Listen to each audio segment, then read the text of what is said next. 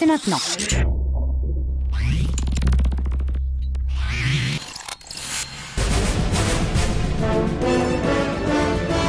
Apprêtez-vous à vivre une expérience totalement nouvelle. Là, derrière cette porte, ils ont vécu un moment intense, différent. Waouh, c'est assez incroyable, hein. C'est super surprenant. Presque orgasmique. Moi, je m'attendais pas à ça. C'est assez nouveau, c'est une drôle de sensation. C'est un petit gadget. Faudrait réessayer pour savoir si vraiment faut l'adopter. Faudrait tester dans différentes conditions plus précises. Ils ont testé le WC japonais. Waouh, je me répète un peu, mais c'est vraiment une expérience, hein. Mais c'est quoi ce truc de dingue? Vous connaissez le WC japonais ou pas du tout? Bah non, pas du tout, mais je vais l'essayer aussi, ça marche comment? En fait, le WC japonais, il s'agit de WC qui vous lave les fesses. On dit ça ou pas? Bah ça dépend, hein. Tu parles de mes fesses ou c'est en général? Si c'est en général, tu peux y aller. Je crois que ça devient une nouvelle tendance en France. Sensation unique, faut voir. Élégance intemporelle, ouais, enfin c'est un chiotte quoi. Mais un chiotte hyper technique. Tout se contrôle avec cette télécommande. Vous avez le lavage du postérieur, le lavage pour les dames et vous avez le séchage. Cool. D'accord, pour tout le monde. Ensuite, vous pouvez régler la température de l'eau, température du siège chauffant pour plus de confort. Ça a l'air bien ça. De séchage. Et vous avez aussi ici un mode massage. De la douchette qui oscille. Mais c'est quoi ça? D'accord, un peu plus sur le massage, ça m'intéresse. Alors, Ah le ouais, massage, moi aussi. C'est la douchette qui va osciller pour en fait élargir la zone de lavage. Oh, tiens donc. Plus efficace. Et donc on n'utilise plus de papier toilette. Vous allez faire de grosses économies de papier. On n'a pas intérêt à perdre de télécommande aussi, hein. Non plus. Et je vous propose d'essayer tout de suite. Chouette. Eps, n'oubliez pas la télécommande. Ah ouais. Et quelques heures plus tard... Alors, quelles sont vos impressions? C'est drôlement bien, on n'a même plus besoin de se laver les mains. Et hop, sans les mains et sans papier. C'est marrant le côté sèche-cheveux sur les fesses. Ah, c'est la finition. Ça évite le côté un peu rêche du papier. Surtout le côté, il n'y a plus de papier aussi. Une nouvelle douceur dans les toilettes. Ça coûte cher? Alors, à partir de 700 €, vous avez les premiers appareils. Et puis ça peut monter beaucoup plus haut. Genre 7 000 €. Allez, je sens qu'on ne va pas changer vos petites habitudes comme ça, mais tout de même, il va falloir vous pencher sur vos toilettes. On y va 2500 fois par an, 3 à 6 fois par jour, soit 3 ans de notre vie passée au GOG. Et quand on reçoit, tout le monde y va. Alors pourquoi on ne soigne pas nos wawas comme notre salon? Parce qu'on y fait caca. Voilà, le mot est lâché. 3 personnes, it's 4,50 €, madame, 4,50 €. Prenons exemple sur ces toilettes publiques et chics installées sur les Champs-Élysées. Ils payent 1 €, 1,50 €, et puis on les accompagne. Il y a une hôtesse en fait qui leur propose une cabine qu'elle vient nettoyer. Donc ils sont vraiment pris en charge. L'idée, c'est que tu fais pipi et en même temps, tu ouvres un œil neuf sur cet objet que tu ne regardais plus et après, tu ouvres ton porte-monnaie. Tout à vendre, les céramiques, les accessoires, le papier toilette. Ils ont soigné la déco. Uniquement des produits design pour des marques chic, de la cuvette de compète. Glamrock. Toujours, toutes les céramiques sont avec des abattants avec ABS ralenti. Le vrai progrès, ce serait une lunette qui s'ouvre automatiquement pour les hommes. On a une cuvette pour les petits bouts de chou. À noter aussi un grand retour de l'urinoir.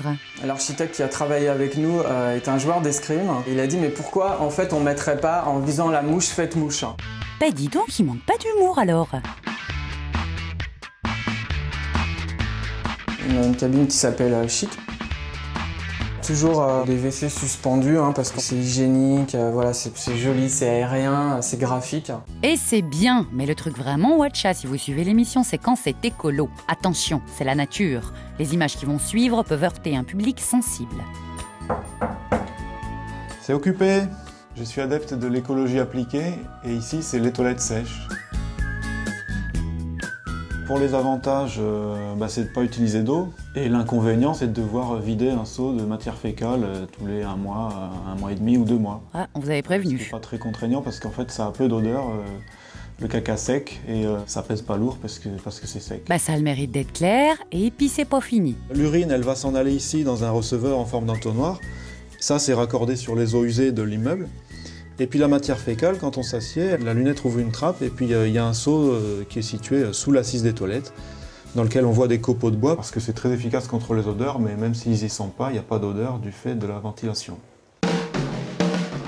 On continue, vous êtes sûr? Ok, on ouvre la boîte à caca alors. C'est un petit ventilateur qui est dans le corps des toilettes. C'est raccordé sur un tuyau qui se trouve là et qui va vers l'extérieur. Hyper bien pensé, non? Et comme la nature est bien faite, tout ça se recycle. Et oui, ça se mérite d'être écolo. La poubelle jaune, c'est plus soft, c'est sûr. Les toilettes sèches, en plus de ne pas utiliser d'eau, permettent de faire du compost, qui est la décomposition de la matière fécale, va faire de l'humus, qui est de l'engrais en gros. Donc le papier toilette, effectivement, on en utilise et ça apporte de la matière carbonée à un compost qui en a besoin pour se faire bien. Et les toilettes sèches, c'est un plaisir qui se partage. Alors mes amis, ils ont été un peu surpris. Maintenant qu'ils ont vu et qu'ils les ont utilisés, pour certains, ils doivent admettre que ça ressemble à des toilettes classiques, qu'il n'y a pas d'odeur, qu'il n'y a pas d'araignées comme les toilettes au fond du jardin qu'on avait chez nos grands-parents, et ça marche très bien. Martin était à fond sur les toilettes sèches, alors il a un peu négligé la déco. Pourtant, il y a des milliers de possibilités et des trucs très léchés, de quoi nous faire oublier pourquoi on était venu. Là, on a un surabattant en dentelle qui a été fait vraiment exclusivement pour nous par une jeune femme qui travaille pour des grands couturiers, notamment John Galliano. Du cabèche couture ou du water closet doré. En ce moment, beaucoup de gens nous ont demandé des thématiques autour de l'or.